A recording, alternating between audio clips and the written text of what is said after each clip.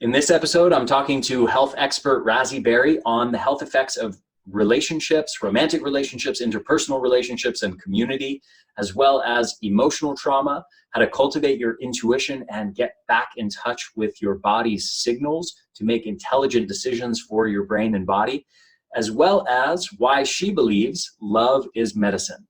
Enjoy.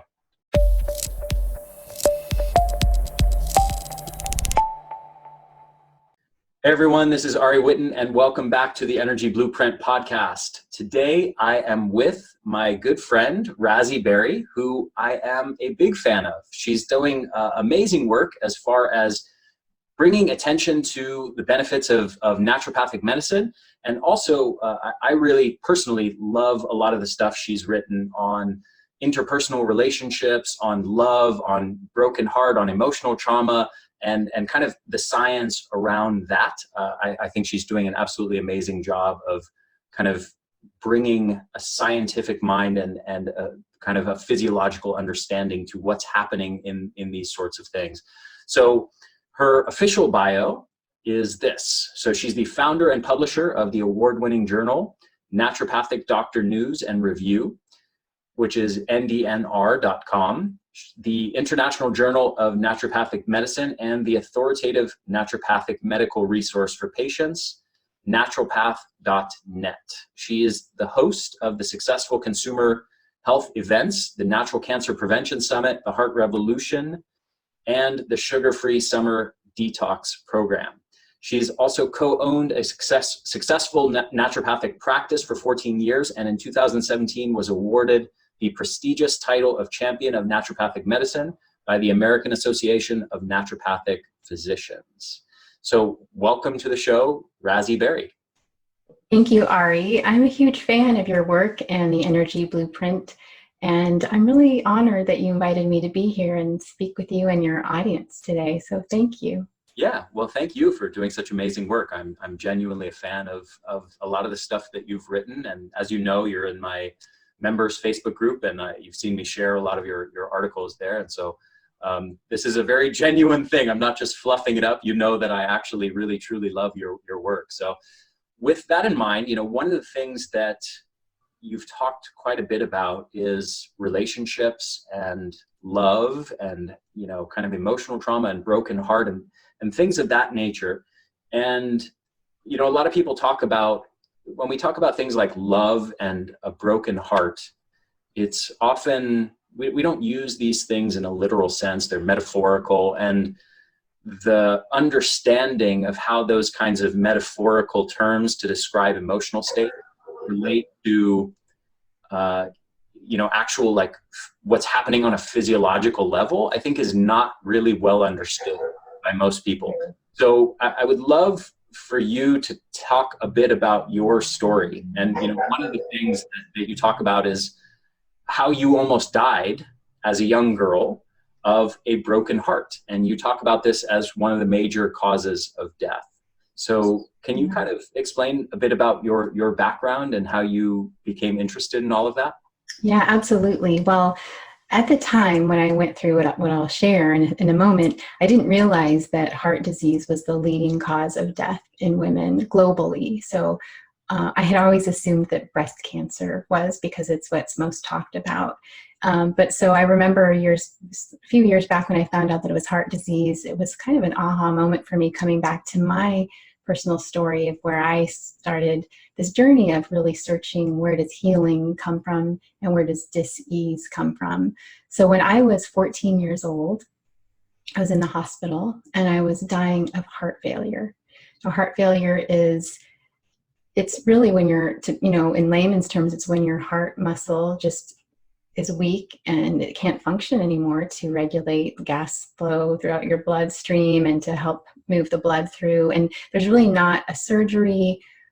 It's not like clogged arteries. There's not a medication that's conventionally given. So I was in the hospital and I was 14. I was dying of heart disease. And I was raised in this really strongly Catholic family. And so, as we do in the Catholic tradition, when you're born, you're baptized. And when someone's actively dying, they're given the sacrament of last rites, which is basically like a baptism of death. So I had the priest came in and did the last rites ceremony.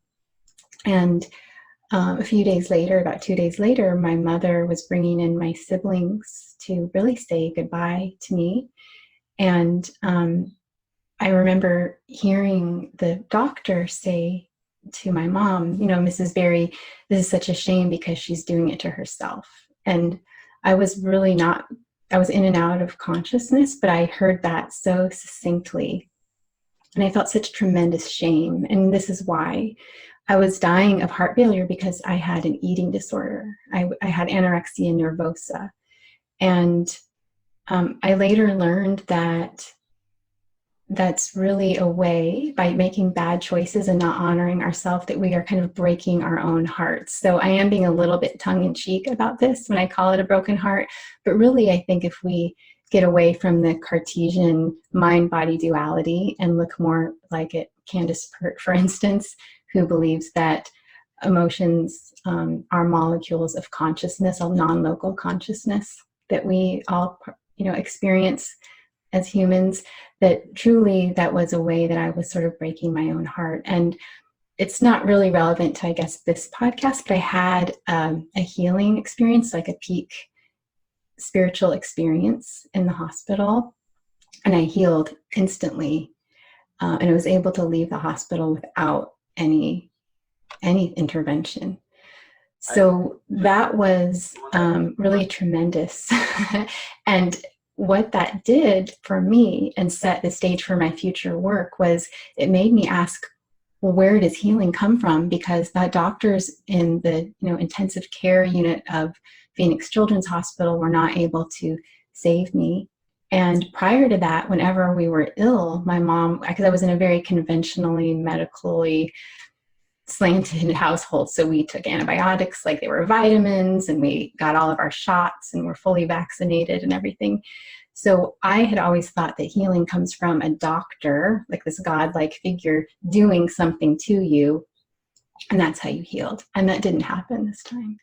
So in that experience, though, was some people would call it a near-death experience. I don't really know how to label it, but it was a profound feeling of embodied love. It really was. And I don't want to wax poetic about it, but what was most significant for me about this experience wasn't some woo-woo-ness that happened, but it was when I fully felt back in to my physical self.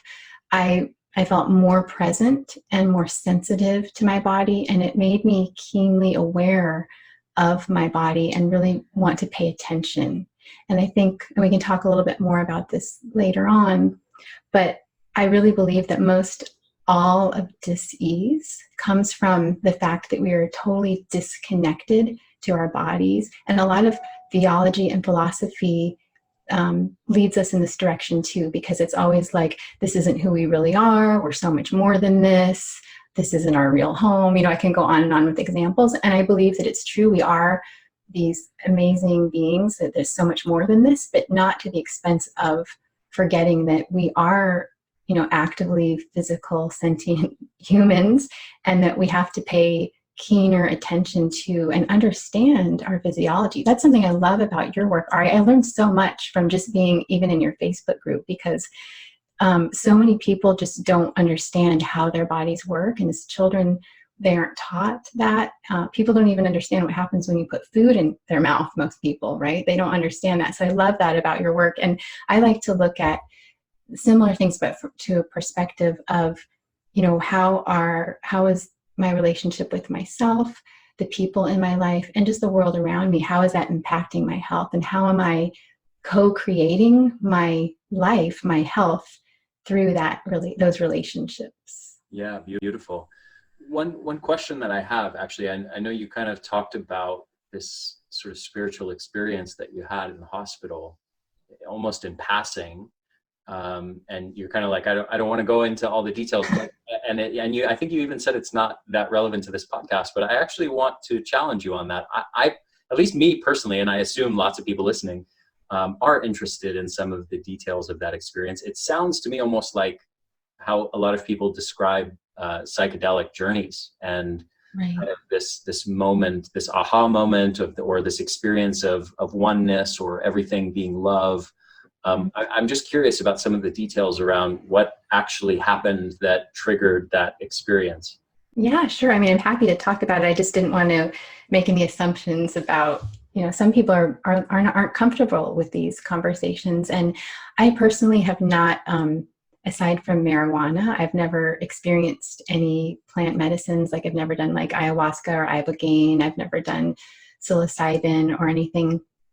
And I think that those are all ways that people can and do achieve an experience that I had in the hospital. I really do believe that. I believe that this energy in the earth, consciousness, consciousness can be defined as anything that reacts to its environment. So really, plants have consciousness, trees have consciousness, and definitely herbs. So I'm a big advocate of plant medicine. And so the experience was this. I was, when the doctor said that kind of harsh statement, and I felt very much shame, I suddenly was looking down on the doctor and my mom and my brother. And it was a really interesting perspective, but it wasn't like shocking. It was almost like it felt natural.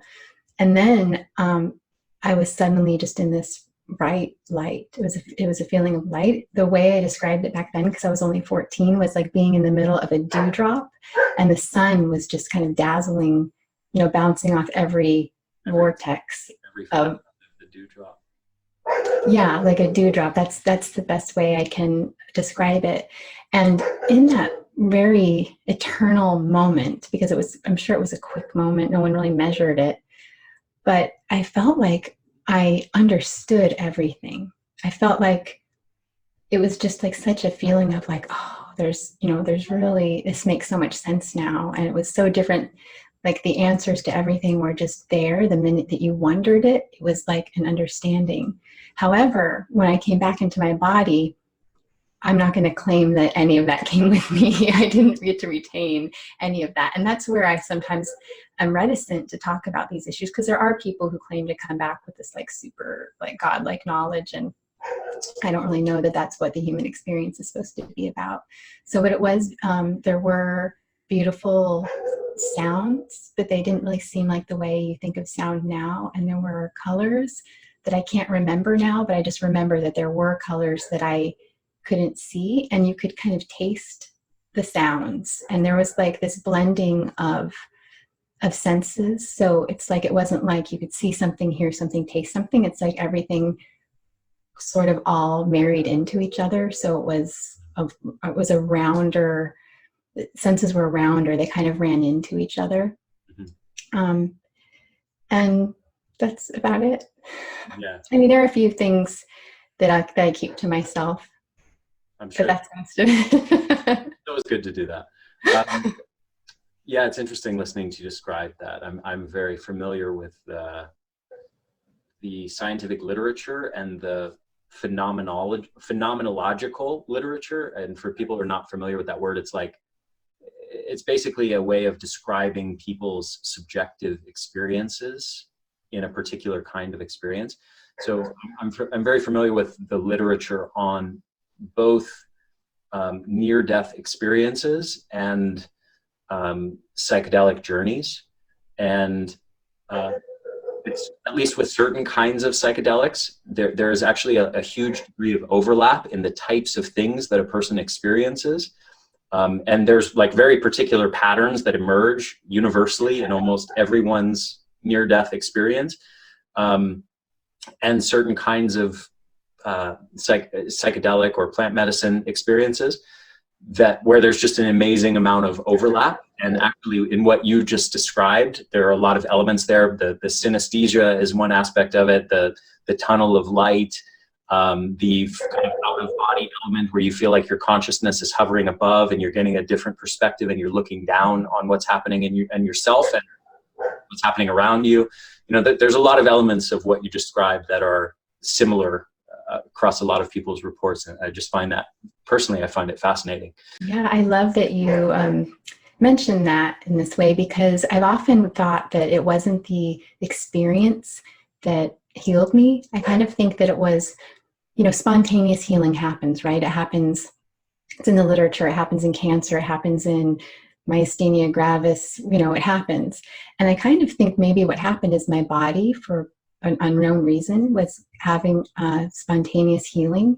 And through the body's doing that, my consciousness experienced this event.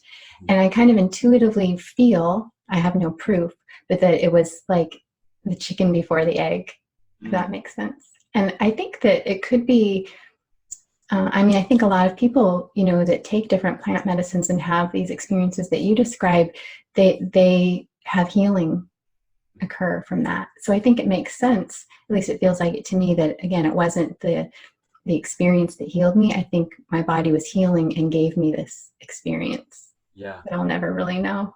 There's one element that you mentioned previously that you didn't mention this time around, which was kind of the big takeaway, which was this sort of experience of love as being of supreme importance. Oh,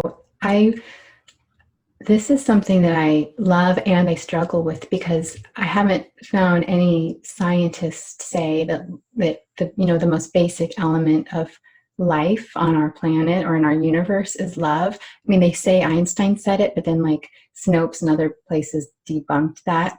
But I really felt that in that moment. And I think that there's something to be said about empirical evidence, that it doesn't necessarily have to happen in a placebo-controlled double-blind study for something to be true. I mean, you use the word phenomenology, which I love. I'm such a fan of the philosophical field of phenomenology that you're probably familiar with this, because I believe you're a psychology major. But, this idea that maybe what reality is what we experience. And it's ever-changing, and it's not static. And in health, we're always looking for this place where, okay, this is like a static picture of health. But where, in at least the life that we experience, where is there ever stasis? I mean, except for death, there is never stasis. Mm-hmm. So I think that, again, I don't mean to always like step on the toes of Descartes, but I feel like some of his philosophy was really sort of adulterated, and then that became this wave of how we look at everything just the way we look at physics from a Newtonian perspective. But I really would love to see kind of a return to the phenomenological perspective that, what if what we experience is reality, and part of our experiencing it creates reality? And that's the reason why we can't ever know an ultimate truth, because the ultimate truth is whatever we are doing and being and having right now. Right. Yeah, it's a very interesting topic to get into this.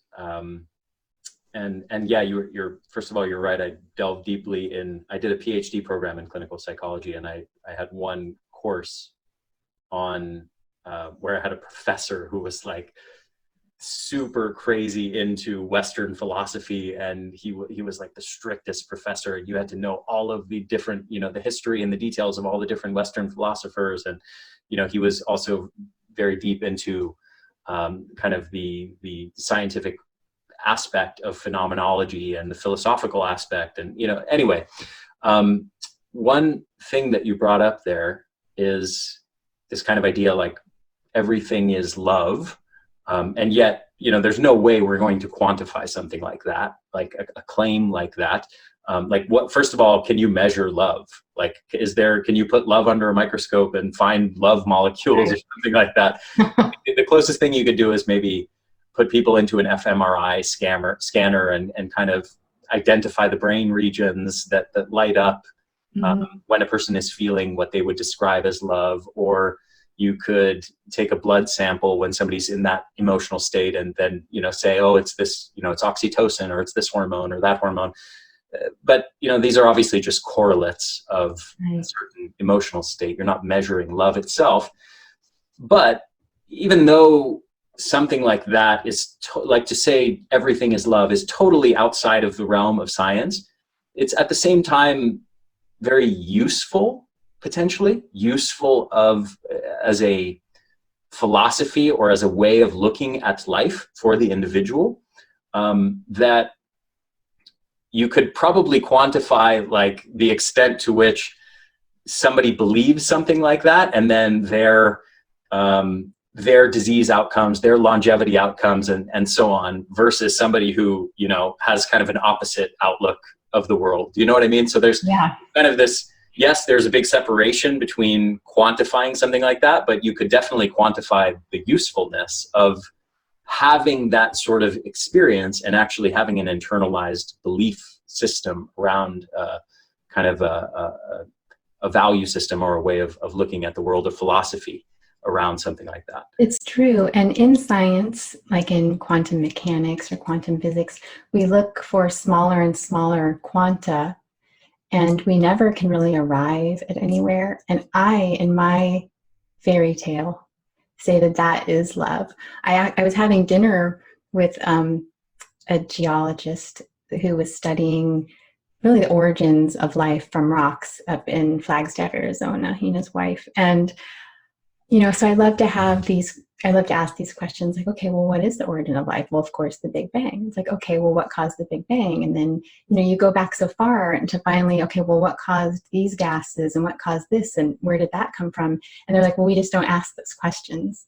And so I was like, well, what if the Big Bang was just like a cosmic orgasm? Because, you know, I know that sounds crazy, but everywhere we look in nature, you know, cells dividing and constantly replicating and renewing or dying and rebirth, you know, to me, you know, why not call that love? Because, you know, we don't really know what makes, you know, particles and waves behave that they do, or even what they are made of, right? And there's just, we can't seem to get to the bottom of it. The deeper we look, the bigger it becomes.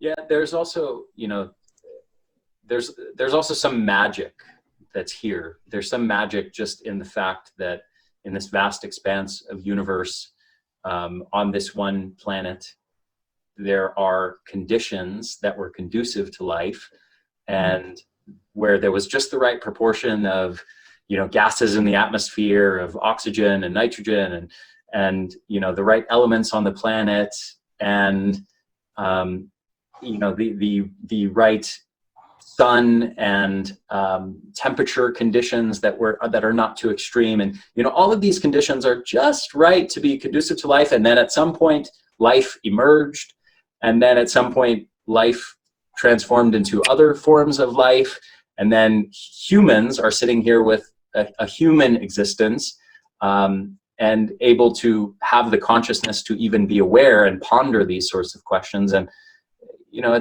I think there's just a lot of layers of magic there that that certainly, you know, science can describe how things happened, but you're right that there is a point of a question of the origin, that you can go back far enough into the sequence of events and keep asking, well, how did that happen? And how did that happen? And how did that happen? And why did that happen?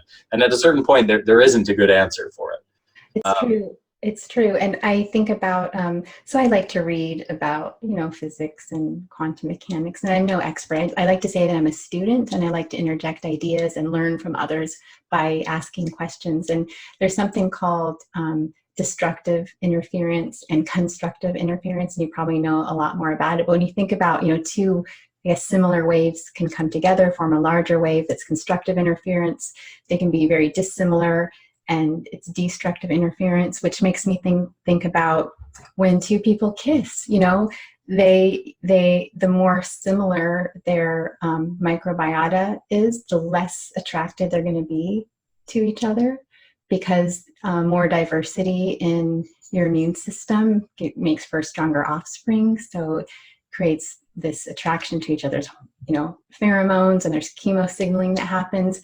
And so I find that there are these amazing patterns between humans and something like blood cells or cancer cells, or, you know, particles and waves, or the moon, you know, and the moon cycles. I feel like there's this just beautiful pattern in all areas of life, whether it's, you know, an astral body or, like I said, a white blood cell. And I think that if we pay attention to those, we can get a lot more clues about who we are. And I really get excited about those things. Mm-hmm. So I want to dig into stuff around relationships, and you kind of, I think what you just said is kind of a nice segue into that. Talk to me about how relationships, interpersonal relationships, romantic relationships affect our emotional health and our health more broadly, our physical health, diseases, and longevity? Yes, definitely. So, you know, there are so many studies about early childhood trauma. And I like to start with the idea of like maternal attachment, because I found a study that's so interesting. I wonder if I can pull it up. But so what we mostly talk about with regard to maternal attachment, because in rat pup studies, and I hate talking about animal studies, but just being separated from between day 3 and day 12 of life of a rat, which when you compare it to a human lifespan, that's like 0 to 3 years in a human. Just a 3-hour separation from the mother rat creates an amazing inflammatory response. And it changes the microbiota in ways that is really similar in what they've seen in irritable bowel syndrome, and also with regard to serotonin levels. Now, when most people think of serotonin, they think of mood, but really serotonin is super important for wound healing, healthy bone growth, memory, and sex drive, libido, and things like that. So, and, you know, maternal instinct is sexual, not in like a, you know what I'm saying? It's like people don't think of it that way, but like breastfeeding, birth, all those things are sexual. It's just not about like intercourse sexual. So it's really amazing that we live in a society where we separate the mother and the child so early on. Like I was, unfortunately, twice I had emergency C-sections, and both times in the hospital, they tried to take the baby away and not room in and all that stuff. So we have generations of people who are separated from their mother, or in a society where the mother has to go to work, or we feel like that in order for our child to get into Harvard, they have to go to school at age 2. And so one way I think that we're causing a lot of psychological and physiological disease is the way we've kind of broken that natural maternal child bond. But what's interesting with regard to that also is it's affecting the health of women as well, because the study that I'm trying to find that I do have here shows that it is not the female hormones that affect maternal instinct and bonding, but is the act of mothering that mediates these hormones. So when a mother brings a child to the breast or grooms the baby, cleaning its fingernails, touching its skin, cuddling it, holding it, these are all things that have very dramatic physiological and hormonal responses and prime certain receptors like estrogen and oxytocin that stay sort of latent or unexercised, unused in women that have less time with their child. And so it's a really amazing synergistic interaction that affects health. And there's been more and more studies, especially with regard to like prenatal psychology. There's another amazing study that so they had babies in like a nursery room, and some of the mothers went to go do a stressful task, and some went to go do a pleasant task. Like some had to go like pick up broken glass, try to put things back together and things like that, or to try to get a really arduous task done in a short period of time while doing many other things. And the other women were like doing pleasant activities. And when they came back, the babies, not in direct response when the mothers returned, but when the mothers returned, the children were already experiencing levels of stress with the mother that was doing a stressful activity, and the babies were content with the mothers that had been off doing a pleasant activity. Which, going back to the whole idea of entanglement theory, and there are researchers that are drawing a line between the two, this idea of our relationships being, physio-conscious. So even when you're in relationship with someone, even when they're away from you, you can be affected by them and vice versa, and it can affect your health. Most of the studies show cytokine activation or deactivation and inflammation. And I have to say, I'm not a fan of the whole inflammation paradigm. And you might disagree, and you probably have great science to back it up. But I feel like that inflammation is just the black sheep, or just like the whipping boy. And I think instead we need to look at what these experiences, like early childhood trauma, and we can talk more about that, are doing to respiration and mitochondria and just all these other metabolic processes. And then the inflammation is a response to try to get the body to heal. I just had to say that because I feel like everywhere I go, people are just blaming all disease on inflammation, like it's something random. Yeah. And it's not really the inflammation, in my estimation, that's causing even the heart disease. I mean, loneliness is more, I'm sure you read the study 100 times, loneliness is more detrimental to heart disease and cancer risk than smoking cigarettes, and obesity as well. Yeah. But those are just harder to measure. But all of that is saying, well, because of the inflammatory response, I think we need to look behind the inflammation. And you do a lot of this in your work, look behind the inflammation. And not a lot of people are doing that, Ari. So hats off to you for that. Thank you. Are you like me? Do your eyes glaze over when everything gets blamed on inflammation? No, I actually agree with you 100%. Yes, there's a huge amount of evidence linking inflammation with a wide variety of different things. But there's also a lot of counter evidence showing that, for example, like anti-inflammatory drug therapies don't successfully prevent a lot of the diseases that are associated with inflammation, that are being blamed on inflammation, don't extend lifespan, things like that. So you have to then consider the possibility that the inflammation you're seeing is not the quote unquote cause of the problem, but is a part of the body's response. You could say it's a correlate of the problem. It's one of the physiological responses that happen when something is awry, when there's cellular damage going on, or the physiology is not operating very well. There's a wide variety of different scenarios where inflammation levels of various cytokines are going to be elevated in that scenario, or CRP is going to be elevated. But I do agree that I think it's a mistake to say that inflammation itself is the driver of all these different things. So yes, I think that we have to look, let me explain it this way. We have a tendency within allopathic conventional medicine to kind of look at things on a small level. We kind of like, okay, you look at the whole body, let's go a layer deeper. Now we're looking at tissues. Maybe we can take some biopsies of tissues, look at them under a microscope and see that, oh, there's some redness and there's some micro damage in these muscle tissues, or there's some scarring of the liver tissue and so on. And then we say, oh, we found the problem. This is the cause of this condition. It's scarring of the liver tissue. That's what causes liver disease.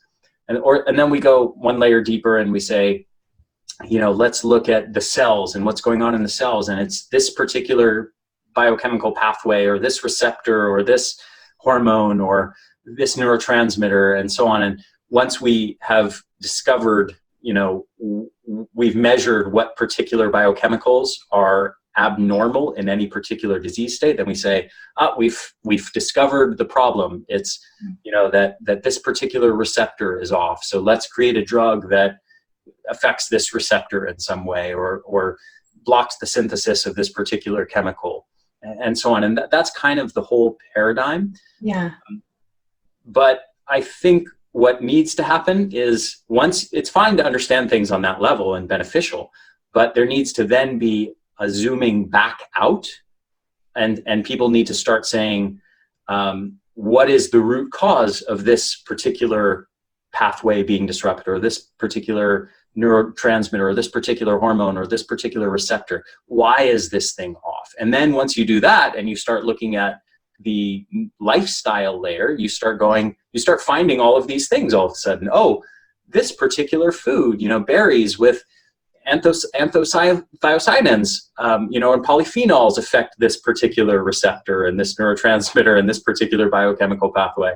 And circadian rhythm and sunlight exposure affects it, and red and near infrared light affects it, and this aspect of diet affects it, and sleep affects it, and stress affects it, and exercise affects it, and all 100 different aspects of your lifestyle affect all of these different biochemical pathways that are said to be the quote unquote cause. So Yeah, I think, the kind of the whole paradigm that seeks to blame inflammation as the cause is very much in that, making that same fundamental mistake. The question is, what's driving the inflammation in these cases? And I think you're absolutely right that loneliness, lack of community and friendship and connection is certainly a huge aspect, a huge cause of that. It is, and you said that beautifully. So when I get the transcript, I'm going to save what you just said. So that's a great way to describe it. And the body, is really trying to do its work when it presents with inflammation, and then there's something that's preventing it to doing its proper job. Another cause of another thing that calls in inflammation is verbal aggression. And there are some studies with regard to verbal aggression versus verbal affection. And it's really astounding to me, because what the studies show is that verbal aggression, and most of the studies are sort of sexist. They're men against women, or they are parents against children. So the verbal aggression has been shown to be more of an indicator of psychological damage. So psychiatric illnesses like different nervous disorders, anxiety, panic, obsessive compulsive disorders, and things like that. And the lack of verbal affection seems to affect more of the HPA axis and the microbiome, which is really interesting. But what the studies showed was that verbal affection does not compensate for the verbal aggression, if that makes sense. So what the studies are saying is, you can't just go back and say, I'm so sorry, I didn't mean that, or put the child in like a foster home.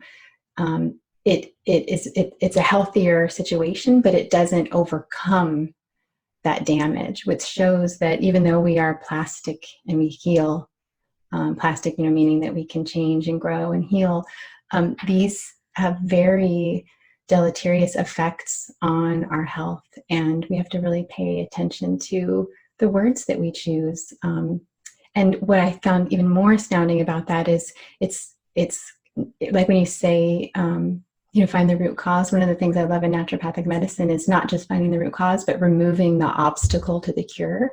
So it's sort of not only what do you need, but what do you need to take away? And so in this case, where the verbal aggression is causing this type of damage and lack of verbal affection is causing another type, you just can't trade them off. They're each really important, and you need both.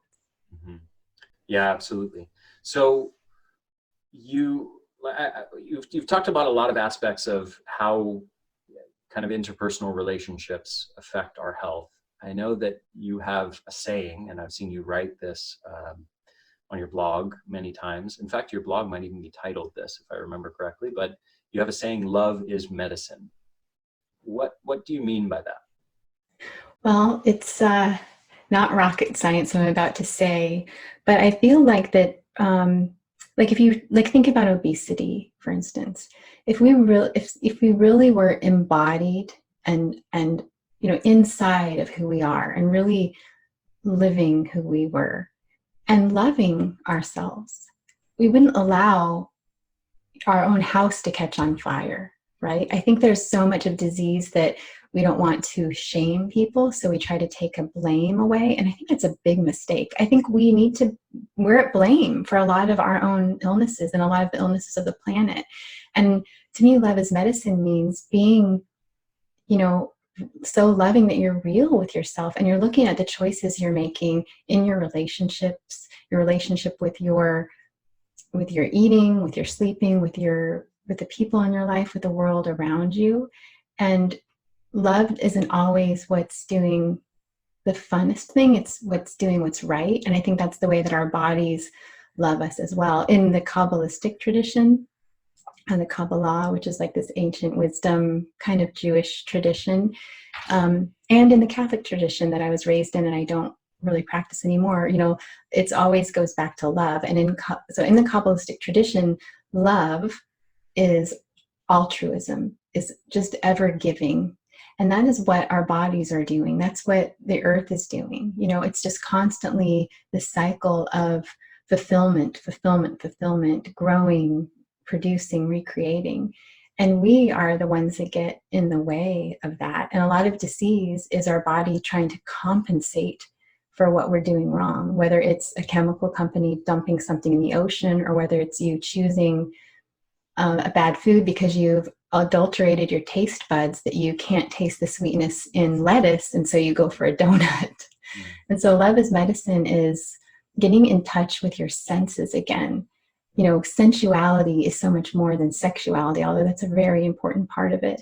But just the way we sensually relate to ourselves and just our everyday experience. I mean, isn't it fascinating, Ari, that some of the most simple activities of being human, and that is, you know, coming together in community, eating food and growing it, working and sleeping, you know, the basic things that we do as humans have become arduous, difficult, and confusing. Like we've totally effed it up. And then we wonder, like, why are we sick? You know, the Journal of Pharmacological Research published a research review in 1991 or 1996, I can't remember, that said that 90 to 95%, that's a huge number, 90 to 95%, like that's never said anywhere in science, of all cancers are from lifestyle and environmental causes. That's basically saying that all but 5 to 10% of cancers are totally unnecessary. And we have to look at ourselves in a really deep and loving way and look at what the decisions we're making. And that's, you know, I don't know how much time we have, but that's to me where we've lost our intuition. You know, our intuition is a normal physio-conscious process of taking in data with all of our senses to make the right choices in every aspect of our life. And it's completely become flaccid. It's a muscle that we just don't know how to use anymore. And it's because we are so distracted away from who we are.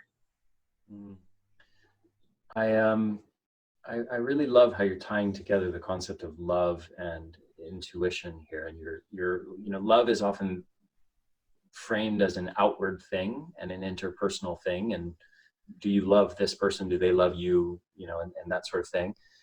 But you're kind of talking about it in a way it's like about loving yourself, and to love oneself is to make intelligent decisions about what kinds of things you do with your body and your brain and your mind, as far as what kind of food you're putting in and how you're spending your days and what kinds of emotional states you're fostering and so on. With respect to keeping your body and brain healthy and functioning in the most optimal way. I love that you're kind of framing all of that in the context of love. Yeah, I mean, loving of another human being is wonderful, but it's only one aspect of what love is. It's just one way to experience that love. You know, I've written about this in my blog, and you may or may not have read it, but, you know, I was married for a long time, and then I got divorced, and I felt this kind of, I almost felt like it was a lack for a little while, like, oh no, like, what does that mean about me as a mother, as a woman, by not being in a relationship? And I took 2 years off on purpose and decided not to date at all and just get to know myself, get to know Razi, because I had been in a relationship consecutively since age 14, you know, just been in one like long-term relationship and then a long marriage. I'm totally pro-marriage. I'm not saying that. So no hate email, but, you know, I got to fall in love with Razi. Like, I can confidently say, I mean, I still have insecurities. I still have neuroses. I was nervous to be on this podcast today. But I am in love with myself. I enjoy my company. And even when I'm just living in my suburban neighborhood now, just, you know, not like out in some adventure, I still feel like I'm living such a full life. And I've spent a couple of years really honing in and getting to understand and sort of detox all of my senses. And now I just feel like I have these moments. They're not quite exactly what my peak experience was during that healing experience, but I do have these moments of such lucidity that I could cry right now just thinking about it. It sounds crazy, but I feel like that is what all of our set point. I mean, I bet most all of our ancestors felt that way. You know, there's always going to be stresses in life, tigers and lions and lack of food or rain, but I have really been able to take this time and learn about myself, my physiology, my psychology, my consciousness. You know, I have a lot of questions I can't answer, and there's a lot that I know nothing about, but just through that experience, I feel so alive.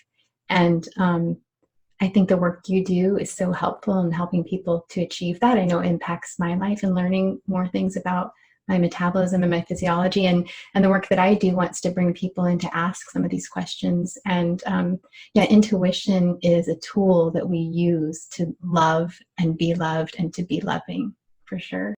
So let's dig into that a bit more. So what do you mean by intuition exactly? Yeah, so let's say what intuition isn't first. First of all, intuition is not psychic ability. Psychic ability says that you can, you know, somehow get out of yourself and tell the future about something or someone else.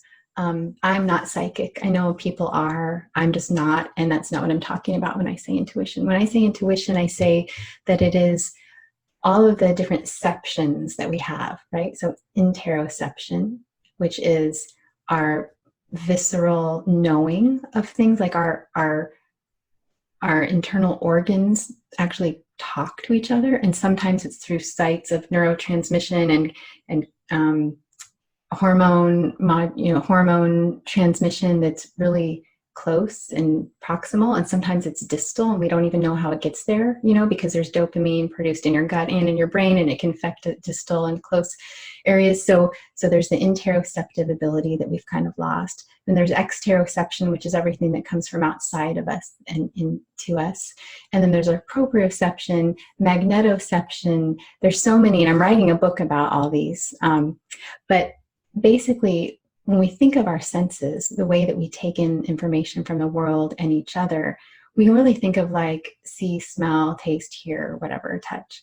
But there's so many nuances to what we can do that we are so unfamiliar with. For instance, the idea of magnetoception. So the magnetic sense, there are many animals who are known to have a magnetic sense. So they can migrate and come back, or they can orient themselves, or face a certain way during certain times of the day, or birds. You know, there are many animals and insects who are known to have that. And it has been discovered that the human retina has a protein in it that we're now understanding has a magnetic sense. And so it can be used to, you know where we are in our place in the world. And if you take that into context of like Heart Math Institute, you know, the heart that we give up, the earth gives off a biofield, we have a biofield, the heart field can be measured 4 to 6 feet from our body. You know, our brain field can be measured as well. And so the magnetic sense is something that is starting to be explored a little bit more to understand, like, why do we have sometimes this sense of knowing to be at the right place at the right time, meeting somebody for the first time and having an instant understanding of them, or a friendship, or love at first sight. So there's some neat research coming about that. Our olfactory sense, our nose, you know, we think about just smelling if something smells good or if it doesn't. And we've totally messed up our olfactory sense by, you know, we wear deodorant and we cloud the air and sanitize everything. But there's so much more information that we get from our olfactory sense. And there's many studies on this, but one really interesting one is they bred rats for several generations. Again, I hate animal studies, but that's how most of these things have been studied. And they were bred in absence of anything except for themselves, right? So no predators, no other animals or anything. Then they introduced like sweat and urine and other things from other animals. And when it was an animal that was traditionally predatory against mice, the mice would have these fearful postures and mannerisms. And when they introduced a scent or a substance from an animal that wasn't a predator, they would have different types of posturing. So what they found is that through this chemosensing, the olfactory sense, you can find out information like the sex of another person or another rat. It's fertility, it's age, it's whether it's sick or not, you know, if it's just fascinating. So intuition, so I feel like that without naming these, I think before we adulterated all of our senses with electric light and artificial flavors and walking, you know, not being on the Earth's biofield, so walking with like rubber-soled shoes and not walking on uneven surfaces, and the list goes on, and you know and write about many of these things.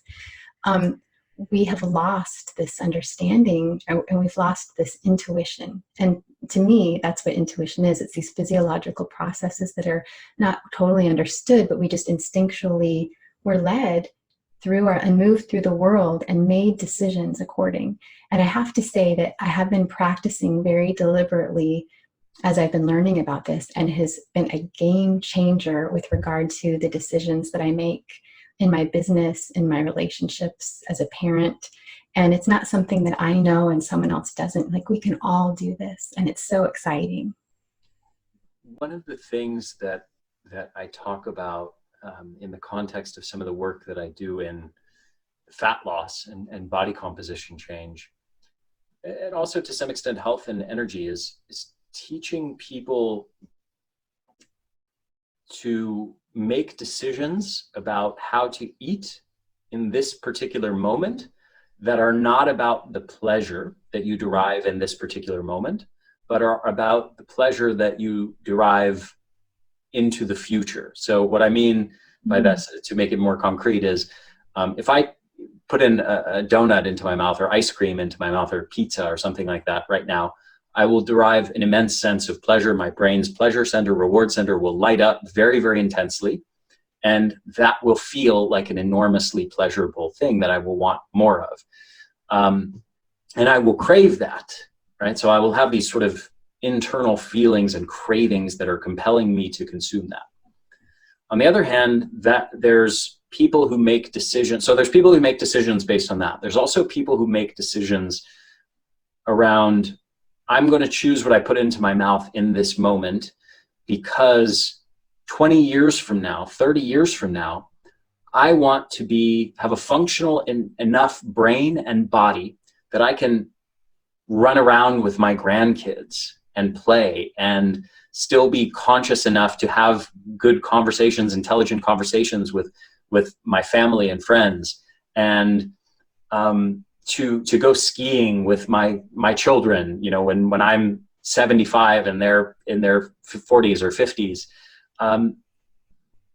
And so because I want those future goals, I'm going to choose what I put into my body in this moment to facilitate that, instead of doing the things that would light up my brain's reward center the most intensely in this moment. Yeah, and that's love right there, I would say. Yeah, but there's also something that is, I guess what I'm saying is, there's an element when we start talking about intuition, in somebody who's currently making decisions for short-term gratification, immediate gratification, and they're doing things that are creating immediate gratification, but at the consequence of their long-term health and energy levels and et cetera, and body composition. How do they start to create an intuition around what's the right decision that is stronger than those kind of biological urges and cravings for that immediate gratification in this moment? Yeah. Well, in those cravings, I find, and I'd love to hear if you agree or not, that there is an element of anxiety, even when it's something that's thought to be pleasurable, right? There's an anxiety about it. Like, I'm craving this, you know, it's kind of an excitement, but there's an underlying anxiety. And because I used to be a sugar person, Ari, I really was. And I also used to be a very anxiously attached person in relationships. That's why I said I need 2 years, because I would feel like I would lose myself, like in my marriage and relationships, I would cease to be me. And I thought it was like, oh, but that's love, you know, but really there was this anxious, like this underlying anxiety. And what I like to do is kind of teach people to, you know, journal or make note of those feelings when they're making those decisions, because when you are eating intuitively or moving intuitively, there's like a natural ease about it. The problem is you can't help somebody strengthen their intuition if they don't want to. It's kind of like smoking cigarettes, right? Like I actually, I think we might have talked about this or emailed about this, but I used to be a hypnotherapist, and I worked with people either in pain or wanted to quit smoking. And I found that the people that came to quit smoking, they just wanted to say to their partner or spouse, okay, I've tried everything, including hypnosis, right? So I feel like that people that are ready and really want to get more in touch with themselves, they're ready to take a look at that. So for me, it's that looking at the anxiety behind that desire to want something right now. Yeah, yeah, that's interesting. There's also an after the fact negative emotional state, guilt or shame. I'll give you a quick example. I was just on a little vacation for the last 12 days or so with my wife and my son and my brother and his wife. And we were going out to dinner a lot. And one of the restaurants we went to, there was one night where my brother and his wife, who are both very health conscious people, but they both ordered pasta dishes and they ordered a pizza. And immediately after the meal, like within 5 minutes of finishing, they were both like, we shouldn't have done that. That was way too much. Yeah. Way too much. And they were like, now we need to walk home, which to walk back to their place was a, probably 20-minute walk up some very steep hills. And they were like, we're going to walk home now to damage that we just did to ourselves. So there's that kind of after the fact element of negative emotions, of guilt or shame, this sort of intuitive knowing that you didn't make a good decision, but sometimes that only comes after the bad decision instead of before it. Yeah, but I have to say, for me, it is all the times that I didn't follow my intuition is how I started looking at patterns, and that helped me start getting more in tune with it. So one of the things that I'm doing in my book is this kind of exercise where you make note of the times that you don't follow your intuition, because that is kind of the proof of how intuition is so intelligent. It's your own body's intelligence. But yeah, we all have experiences like that. But it's when we make excuses for them that I think we don't learn. I mean, even, we were talking about some of this neat wisdom in the body, like, the luminal canal of your digestive tract can actually taste. It doesn't taste salty, sweet, bitter, or sour the way that we do, but it tastes nutrients. And it's one of the reasons why we can eat, like, let's say we're eating some salmon and some kale and maybe some sweet potato. And like, we're just like, oh, I couldn't eat any more sweet potato, but I could eat some more of the salmon. It's because your body, when you start paying attention, kind of knows when you've had enough of those nutrients and you need others. I think in this adulterated way, it's why people can eat, a hamburger and stuff and be so full, but then they have room for like cheesecake. It's like an adulteration of that process, I think. Yeah. A quick personal story. A few years ago, I was in the Himalayas trekking for about a month. And, up there in the mountains, almost every meal is basically rice and lentils and like a curry sauce. Sometimes it has potatoes and carrots and greens in it, but it's rice and lentils pretty much every meal. When after a few weeks of that, we got down from the mountains, and then my wife and I traveled to India, and we went to a coastal area in India called Varkala, not far from Goa, if people are familiar with that. A really beautiful area of the coast in India. And we were both craving seafood, like incredibly intensely. We just wanted like some delicious, like to be in the ocean, away from the mountains, to be at sea level instead of at altitude, to be eating fresh seafood. And one of the things, we were walking by in the first couple of days, walking by all these little restaurants on the cliff there, and seeing all these people with, all the seafood that they have kind of presented right along the boardwalk there. And you would see these beautiful fish and prawns and all kinds of just great seafood, and they had this selection of prawns that just looked amazing, like jumbo tiger prawns. And one night we went to a restaurant and we just like absolutely binged on just an enormous amount of these tiger prawns. And the next day, we remember walking along that walkway and seeing, all the seafood and the prawns presented. And like the thought of eating more prawns was nauseating. Like literally it was like, get these prawns away from me. I've had enough. And there was some kind of intuitive reaction where the body, I think, was communicating. Maybe I'm wrong about this, but because I don't think there's any real science on this, but my experience was that my body was intuitively communicating to me, you've had enough of the nutrients in prawns, no more prawns for a while. Yeah, I think that's absolutely, like there's a lot of healthy cholesterol in prawns and all sorts of minerals, and you're probably right. Like I say, like I understand why you say I have no science for this, because you're a scientist and I'm not, but I think that, we live inside our bodies. So like, who's to say that some scientist outside of us knows more about our bodies than we do? So I would say, we could probably figure out why, like there is, serotonin is involved with satiety and mood, and, maybe has something to do with HTP7. Like maybe we could map it all out someday. But, if you're intuitively, I mean, you live,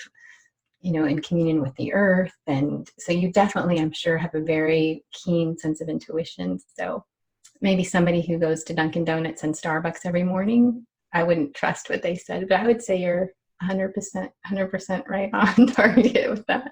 Yeah, well, I mean, again, that kind of the fact that it's this interesting sort of paradox, right? Like you're saying intuition is incredibly powerful and important, and yet at the same time, people have become so disconnected from their intuition that they don't know how to use their intuition to make good decisions. Like, I don't think people can differentiate, like the example I gave before, right? Craving for donuts and ice cream, versus the intuition of how to nurture your body and make good decisions that are, kind of loving your body to keep your body and brain operating in the most healthy way. Yeah. So yeah. How, and I know you're writing a book on this. So, and you mentioned one kind of way of journaling about this in passing, but what's the broad landscape of how you recommend people to get back in touch with their intuition and start to use that as a skill and cultivate it to make better decisions in their life? Yeah, so I think that people try to get there by following these gurus, mindfulness. Like, I'm not against mindfulness, but my little tagline is embodiment is the new mindfulness, because your body is your mind, right? Your mind is not just in your brain, because all of our cells think and learn and make decisions, really. We know that's true. I mean, your immune system has immunological memory is like, you can search that in PubMed and it'll come up millions of times. So the first thing is that people need to stop looking for answers outside of themselves, following a guru or something. That's great to have people you admire, but to get back into like your own body. And there are little exercises I like them to do, like these embodied meditations, where instead of like closing your eyes and going somewhere, like imagining that you're like, in the ocean or whatever, that you sit and you really look and listen and feel very carefully in your environment. So if we were to do one now, like I would notice the weight of my body on the chair and my feet, my legs are crossed right now, and I would feel what that feels like. And what does the sound of your voice sound like in my ears? And a dog barking in the background, and what is the temperature? Like maybe when the air conditioning comes on, I feel this coolness brush on this side of my body. And so I like people to do these meditations where they really pay attention to the colors. And, like if you look from one thing to another, you can feel the muscles of your eyes move slightly. And exercises like that get you sort of trained to start feeling, like feeling your eyes blinking, feeling your diaphragm move, feeling your eyelashes touch when you blink. And it's very simple, but it's an exercise that I think is really important. Then the other thing I teach, and you have a lot of this in the energy blueprint, is to get out of everything that adulterates your environment. So no scented candles, no perfumes or scented deodorants, just all things like that. Of course, getting into natural light as much as possible. Artificial flavors. So kind of a detoxing of all those things so you can start paying attention to those as well. And then just practicing, keeping a journal of all of the times that you didn't follow your gut feeling is another way. And I feel like I just lost some of them. I feel like some of them aren't coming to me. I have many ways, but that's a good start. Yeah, I think that the journaling aspect is key, so that when you do make a bad decision, like kind of the example I gave a little while ago, and you make a note of that, and then you can, it isn't just quickly forgotten. You can actually go back into your journal and remember some of those incidences. I think that probably helps the brain actually learn from those experiences, so that you don't just keep repeating the same mistake over and over again. You can actually start to make. Yeah, and one of the keys too is just, again, you do a lot of this, is explaining to people how these processes work. That's what a lot of the book is, because it's like when I taught my children the simple story that digestion begins in your mouth when you chew your food, and explaining to them, if you eat this Halloween candy that you can't have, or you eat this food, what happens and how it breaks down and how it assimilates and goes through your intestines and passes through the wall and goes into your bloodstream and passes through your heart and becomes your hair and your eyelashes and your skin.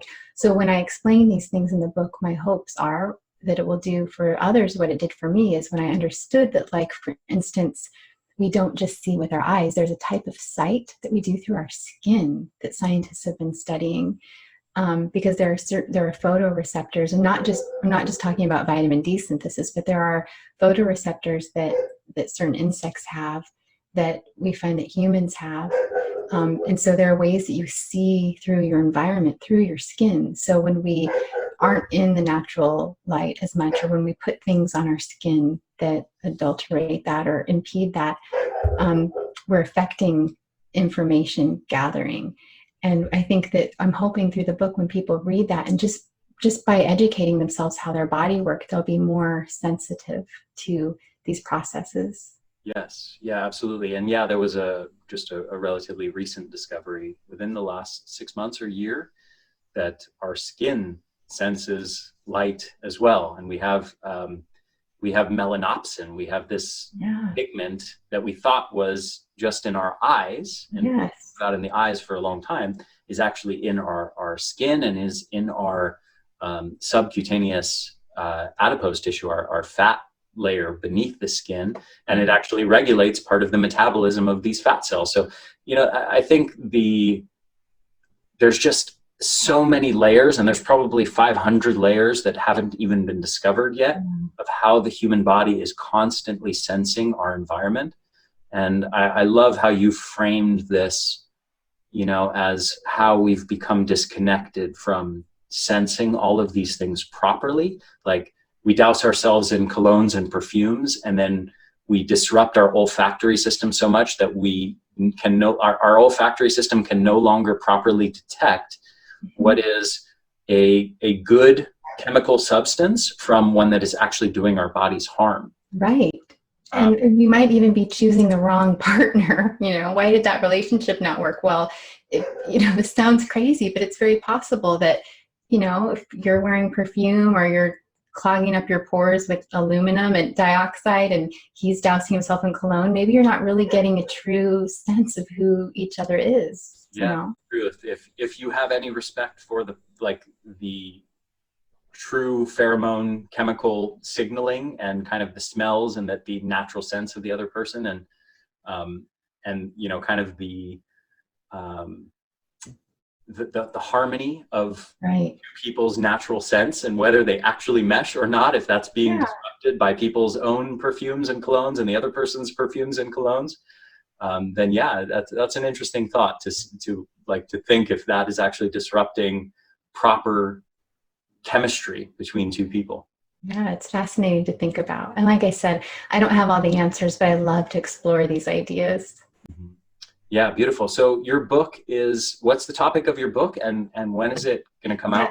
So it's going to be a while. I'm hoping to have a course out before that, but it'll be spring of 2020. Just so these things take time, and you've got to get in line behind the other books that are being published. Yeah. And congratulations to you on your book. Fantastic. Oh, thank you so much. Really well done. Okay.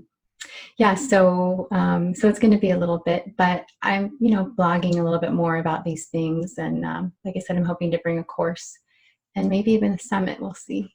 Yeah. Awesome. So your main website is, do you want to direct people to the Yeah, sure. My main website is naturalpath.net. And so that's where I have my blog and another naturopathic, well, a naturopathic doctor's blog too there. So, and you can find me on Instagram at Razi Berry. Excellent. And is your main blog on naturopath.net? Yeah. Okay.